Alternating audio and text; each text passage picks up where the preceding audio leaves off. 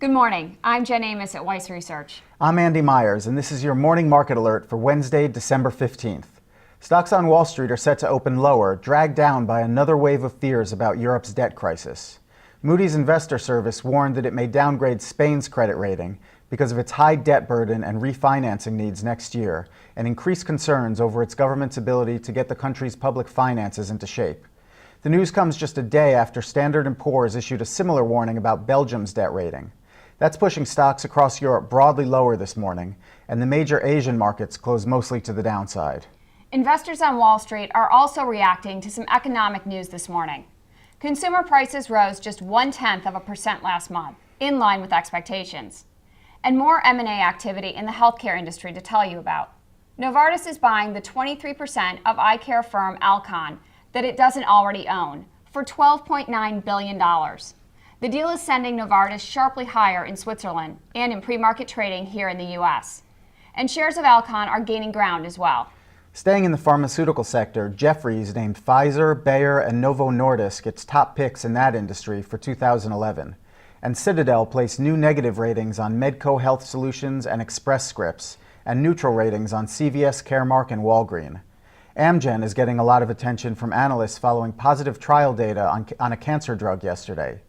UBS, Barclays, and Stifel Nicolaus all raised their price targets on the biotech stock. Meanwhile, Robert Baird boosted its rating on HCP after the real estate investment trust bought the assets of the nursing home operator HCR Manor Care yesterday. In the energy industry, utility company Dynegy agreed to a buyout offer of $5.50 a share, or $6.6 billion, from Icahn Enterprises. Billionaire Carl Icahn topped an earlier bid from buyout firm Blackstone Group. Under the terms of the deal, Dynegy has until January 24th to seek out superior proposals, and its stock is already jumping above the buyout price in pre-market trading.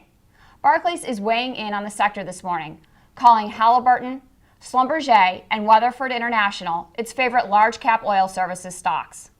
And Stern Agee placed new ratings on several energy companies. It recommends buying Apache, Newfield Exploration, Occidental Petroleum, and Pioneer Natural Resources. But Anadarko, Devon Energy, EOG Resources, and Noble Energy all got neutral ratings. Turning to technology, Yahoo confirmed that it's cutting 4% of its total workforce, or more than 500 employees. The internet giant is forging ahead with a broad restructuring plan under CEO Carol Bartz.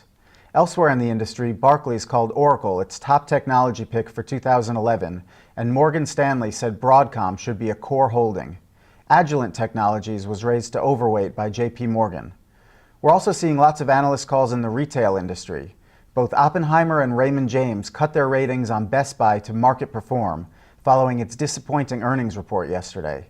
And Credit Suisse placed new outperform ratings on Tiffany, Coach, Gap, and Urban Outfitters, while Limited Brands, TJX, and Ross stores got neutral ratings. Finally, we'll tell you about some analyst actions in the transportation industry. Barclays boosted its stock price targets on United Continental, Delta Airlines, and U.S. Airways.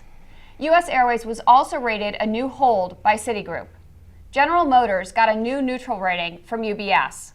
And Hertz and Ryder Systems got upgrades from Barclays and RBC Capital, respectively. Meanwhile, Lazard Capital placed new hold ratings on both FedEx and UPS. That's the latest from Weiss Research. We'll be back after the opening bell with all the market reaction.